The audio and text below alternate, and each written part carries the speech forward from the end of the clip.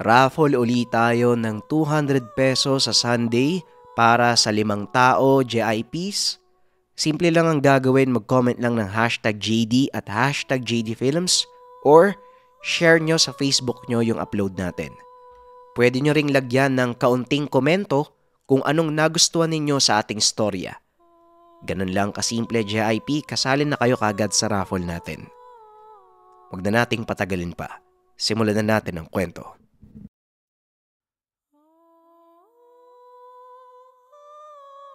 Ang kwentong ito ay hango sa totoong buhay.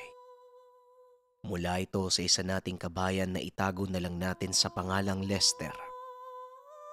Taong 1978 sa probinsya ng Quezon.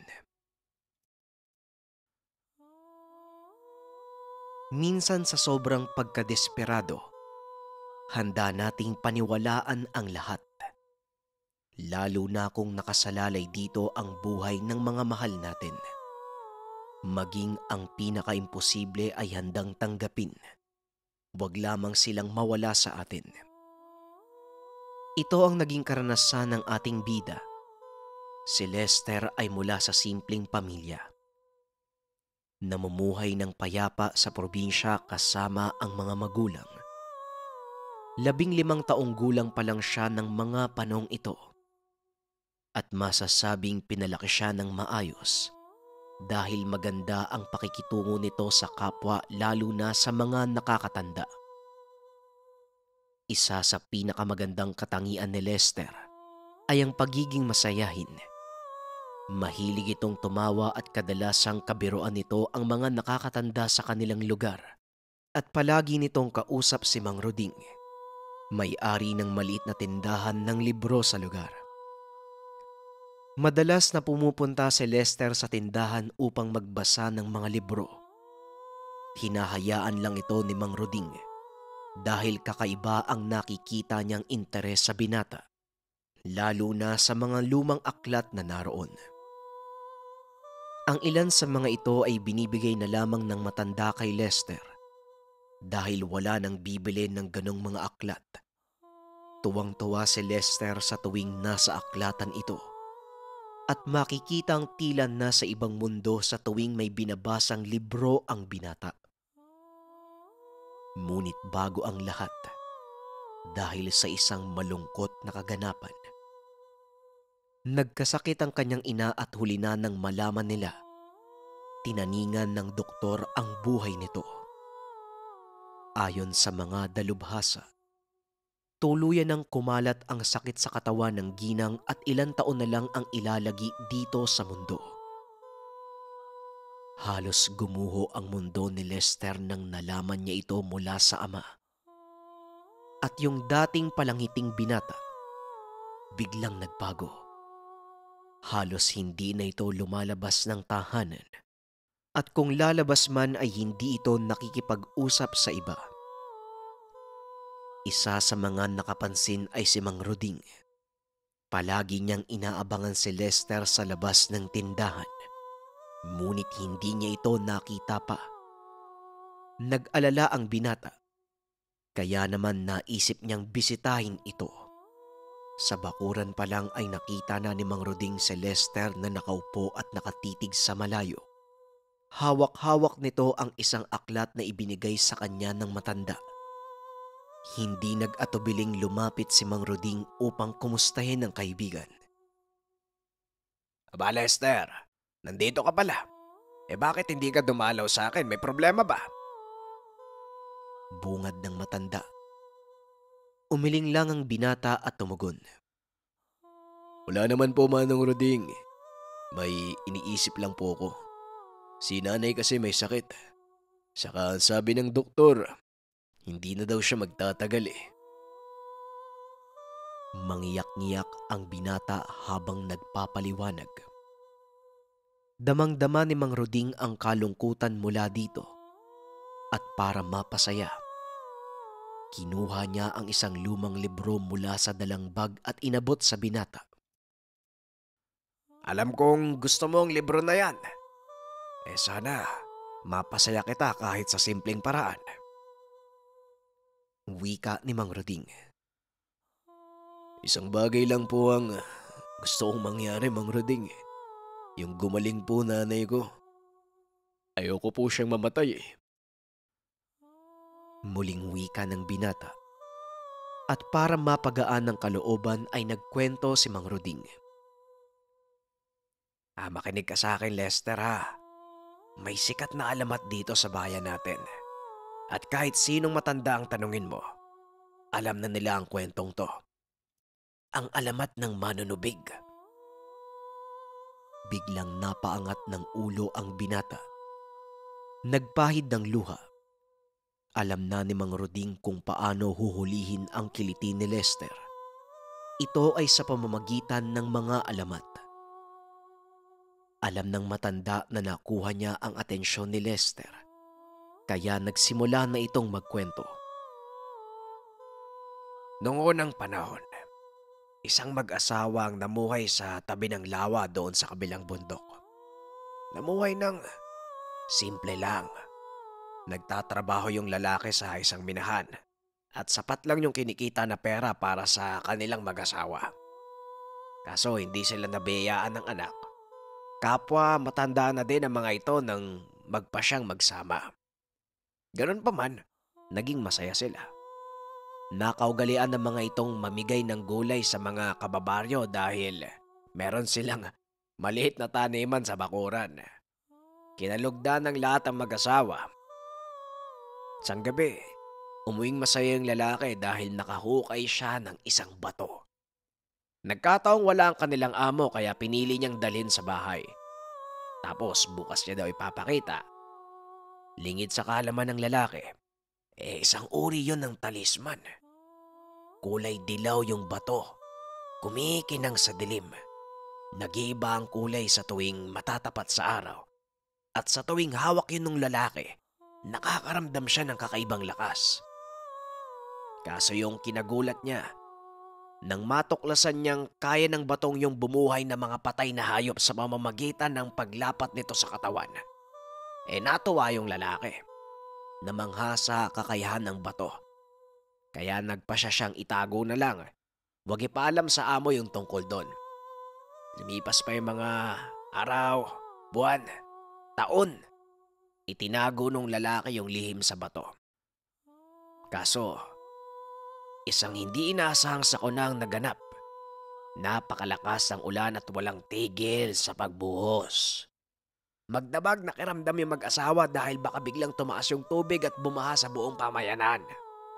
Nagsalitan sa pagbabantay ang mga kalalakihan para ipagbigay alam sa iba kung sakaling tumaas na yung tubig sa lawa. Pero hindi sinasadyang nakatulog yung nagbabantay.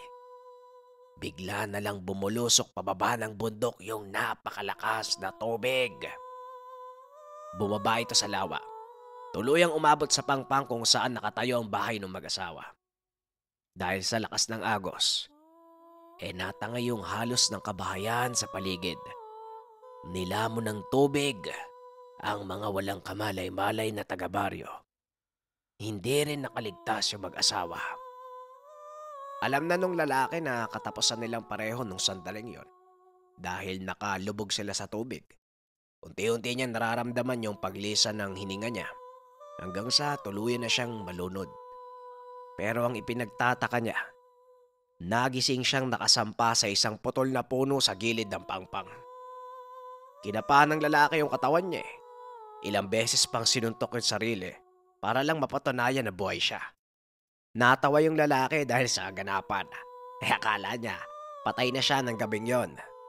Habang nakaupo sa lupa, naalala niya yung asawa niya syempre. Tinignan niya yung paligid pero wala kahit isang katawan. Siya lang yung napadpad sa gawing iyon ng lawa. Tumayo yung lalaki, hinanap niya yung asawa niya. Habang naglalakad, inisip niya kung paano nangyari yung lahat. Alam ng lalaki na namatay siya sa baha pero labis niyang ipinagtataka kung bakit buhay pa din siya. Kinapa ng lalaki yung tagiliran niya. Naroon pa rin yung sariwang sugat mula sa pagkakatusok ng matulis na kahoy. Tapos, gulat na gulat yung lalaki. Unti-unting sumasara yung sugat niya. Inangat niya yung damit niya tapos nakita yung talismang napulot sa minahan. Naalala niya yung kakayahang magpagaling, pero hindi niya akalain na kaya nitong bumuhay ng patay. Hinahanap niya yung asawa niya. Ilang araw niyang inikot yung buong paligid ng lawa ngunit wala siya natagpuan. Ginalugad din ng lalaki ang buong kagubatan sa pag-asang naroon ang katawan ng asawa niya. Pero lumipas ang mahigit 5 dekada. Hindi niya na nahanap. Sinabing patuloy pa ding naghahanap yung lalaki sa kanyang asawa at sa bawat lugar na madadaanan nito, nag-iiwan siya ng palatandaan. Sa pamamagitan ng isang itim na batong itinatali niya ng kanyang buhok at isinasabit sa sanga ng mga punong madadaanan. Biglang naputol ang kwento ni Mang Roding nang magsalita si Lester. Kung kayang magpagaling nung batong hawak ng lalaki, siguro pwede kong hiramin sa kanya yun para mapagaling yung nanay ko. Napangiti si Mang Roding at tumugon. Alamat lang ang kasaysayan ng manunubig, Lester. Walang nakapagpatunay kung totoo ba ito o likha lang ng isang taong may malikot na imahinasyon. Kaya kung hangarin mong mahanap ang manunubig, isa yang malaking suntok sa buwan. Tumayo si Lester at ipinakita ang librong ibinigay ng matanda.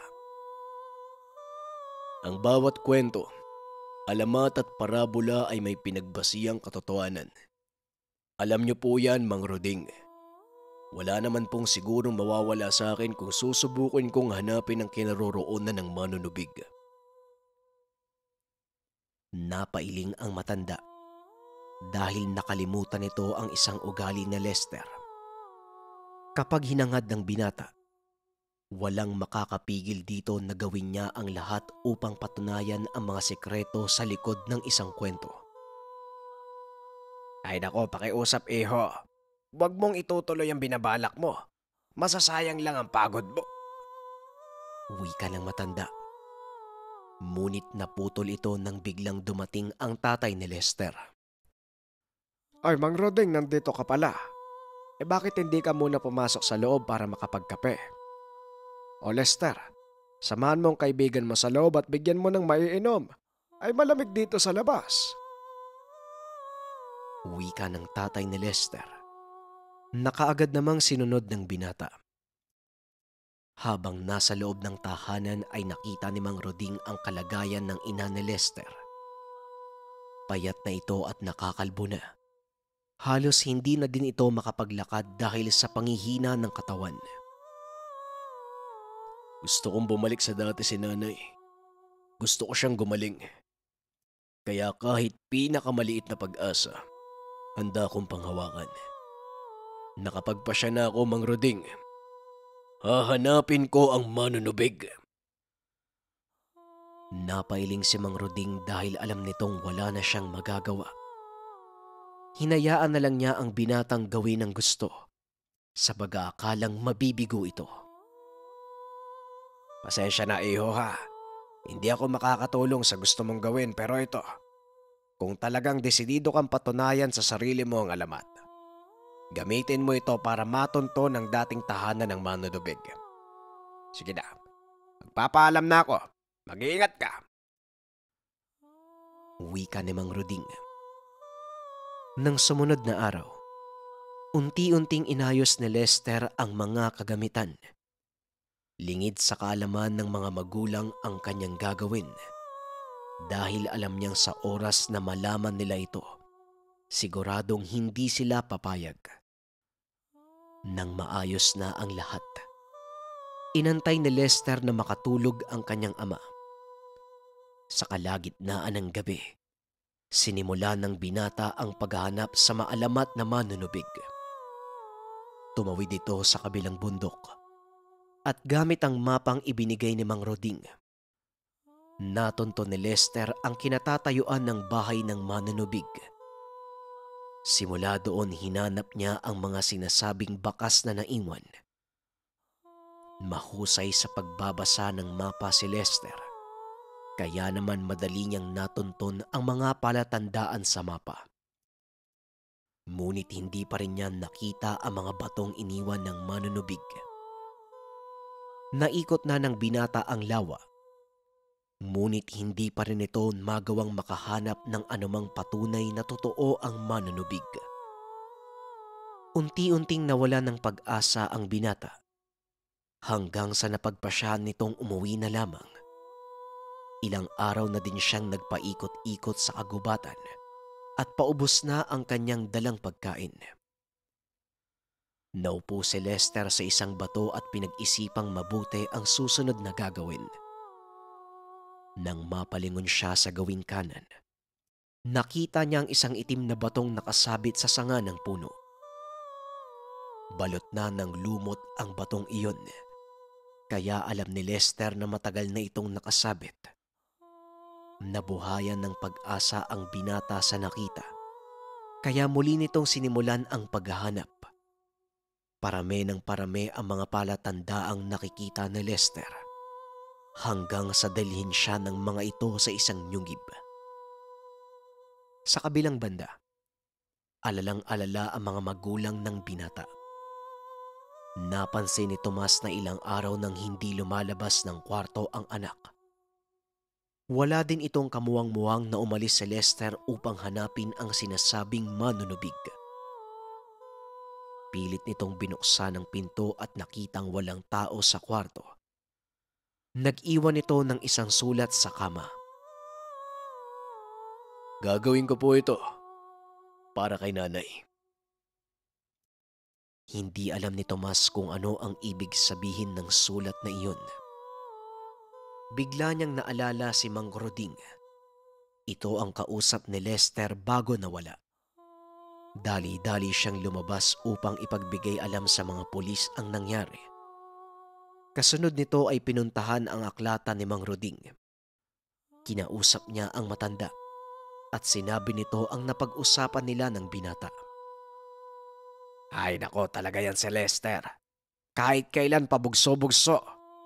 Mga bata talaga. Hindi ko akalaing tototohanin niya yung paghahanap sa manunubig. Wika ng matanda. Manunubig? Hindi ba alamat lang yun, Manong? Paanong naniwala si Lester? Tanong ni Tomas. Napailing si Mang Roding at muling nagsalita. Ang totoo, Tomas. Desperado na ang anak mong mapagaling ang nanay niya. Ang huling sabi niya sa akin, hahanapin niya ang manunubig at hihiramin niya ang talisman nito upang pagalingin ang kanyang ina. Napasapo na lang ng ulo si Tomas sa mga narinig. Hindi niya din masisi ang matanda dahil alam niyang ginawa lang ni Mang Roding ang nararapat upang kalamayin ang loob na Lester ng mga sandaling iyon. May paraan po ba para matuntun ko ang lugar kung saan maaaring nagpunta ang anak ko? Tanong ni Tomas. Oo, Tomas. Isang mapa ang dala ni Lester. Mapa yon ng dating bayan sa tabi ng lawa sa kabilang bundok. Matagal nang nawala ang bayang yon. Lumubog sa baha kaya medyo masukal ang bahaging iyon ng kagubatan. Tugon ni Mang Roding. Dali-daling umalis si Tomas upang puntahan ng sinasabing lugar. Hindi na din ito ipinaalam sa asawa ang pagkakawala ng anak dahil ayaw niyang lumala ang kalagayan nito. Mag-isang tinahak ni Tomas ang daan papunta sa kabilang bundok, hanggang sa makarating ito sa mismong lawa. Naghanap ng palatandaan na makakapagturo kay Lester, ngunit dahil na din sa kapal ng talahib na hirapan siyang matunton ang kinaroroonan ng binata. Samantalang si Lester naman ay patuloy pa din sa pagsunod sa mga palatandaan. Nang marating ang isang yungib, hindi nagdalawang isip ang binatang pumasok. Gamit ang maliit na flashlight, dahan-dahan niyang binaybay ang madulas na daanan papasok sa yungib. Inilawan niya ang mga dingding at napansin niyang katulad ito ng mga batong ginamit na palatandaan. Narating ni Lester ang dulo ng yungib. Nanlaki ang mga mata ng binata dahil napakalinis nito. May mga kagamitang nagpapatunay na may nakatira sa lugar. At habang iniikot ang tingin, nakarinig ang binata ng mahinang angil mula sa isang nilalang. Dali-dali siyang nagkubli sa ilalim ng mesa. Nakita ng binata ang paparating na pares ng mga paa. Hindi umiimik si Lester ng mga sandaling iyon, ngunit laking gulat niya nang biglang magsalita ang tao. Kung ako sa'yo, lalabas na ako sa ilalim ng mesa. Kanina pa kita sinusundan, kaya alam kong nandito ka. Dahan-dahang lumabas si Lester sa pinagtataguan. Nang inangat niya ang tingin, bigla siyang kinilabutan dahil napakapangit ng kaharap niya. Puting-puti ang balat nito na halos nakadikit na lang sa buto niya sa muka. Halos wala na rin itong buhok. At nang pumaling ng tingin ang taong iyon, nakita ni Lester ang kabila nitong muka na wala nang nakatakip na balat. Nakalantad ang ngipin nito na parang sinadyang alisin ang balat sa pisngi. Sumigaw ang binata dahil sa sobrang takot. Ngunit bigla na lang itong natigilan nang sabihin sa kanya ng manunubig na tumahimik. Maupo ka, dahil hindi naman kita kakainin. Ano ba ang dahilan mo kung bakit ka naparito? Tanong ng manunubig. Unti-unting pinakalma ni Lester ang sarili, hanggang sa tuluyan na itong bumalik sa wisyo. Naparito ko para sa manunubig. Kailangan ko ng tulong ng talisman niya upang gumaling ang aking ina. Wika ni Lester. Tumawa ng malakas ang lalaki nang marinig ito. Tumayo siya sa kinauupuan at muling nagsalita. Pagalingin ang iyong ina. Gamit ang talisman ng manunubig. Hindi mo alam ang sinasabi mo, binata. Wika nito habang nagbubuhos ng kung anong inumin sa baso. Alam ko ang ginagawa ko. At yun lang ang tanging paraan para gumaling ang aking ina. Kaya kung kayo man ang manunubig, pakiusap, ipahiram niyo sa akin ang talisman. Biglang hinampas ng lalaki ang baso sa mesa. Hindi mo alam ang sinasabi mo. Ang kapangyarihan ng talisman ay hindi bihaya kung hindi isang sumpa. Tignan mo ko. Tignan mong maigi ang itsura ko. Ilang daang taon na ang nakakalipas. Naglalakad pa rin ako sa mundong to. Lahat ng minahal ko patay na. Naiwan akong mag-isa. At kahit anong gawin ko sa sarili ko, hindi ako namamatay. Sa oras na malapatan ng talisman ng anumang pinsala sa katawan ng isang bagay ng nilalang, kusa itong gagaling.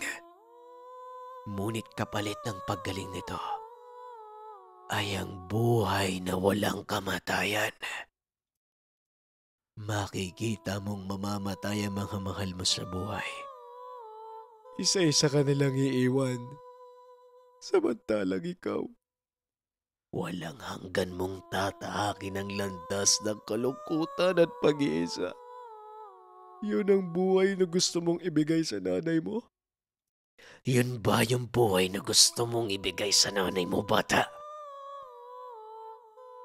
Biglang tumahimik si Lester. Naisip niya na malungkot ang ganitong buhay. Ang gusto ko lang po makasama ang nanay ko ng mahabang panahon. Kaya po ako nandito dahil ayokong nakikita siyang nahihirapan dahil sa nararamdaman niya. Pero kung mabubuhay siya sa pamamagitan ng isang sumpa, mas pipiliin ko pa rin ang makitang makapagpahinga siya sa huling hantungan. Tugon ni Lester. Mahusay, bata. Huwag mong sayangin ang oras mo. Sa halip nandito ka, naghahangad ng mga bagay na hindi dapat. Igugol mo ang oras mo sa iyong ina. Malay natin, may himala ang langit at pagbigyan ng iyong kahilingan. Pasensya na kung hindi ko may bibigay ang talisman. Habang buhay ko itong dadalhin. Ayokong mapunta sa ibang sumpa ng walang kamatayan. Piliin mo ang mas maikling buhay kasama ang iyong pamilya. Humayo ka. Tahakin mo ang daan papunta sa kanluran. Naroon ang iyong ama at hinahanap ka. Wika ng manunubig. Dali-daling umalis si Lester. Sinunod nito ang sinabi ng lalaki at natagpuan niya si Tomas na nagpapalinga-linga. Dali-dali niya itong nilapitan. Saan ka ba nanggaling bata ka? Pinapag-alala mo ko eh. Halika na nga, umuwi na tayo. Nag-aantay ang nanay mo. Matapos ang kaganapan, napagtanto ni Lester ang aral na nais ituro sa kanya ng manunubig. Mas matamis ang maikling buhay kasama ang iyong pamilya kumpara sa pagiging immortal na mahabang panahon na mag-iisa sa mundong ibabaw.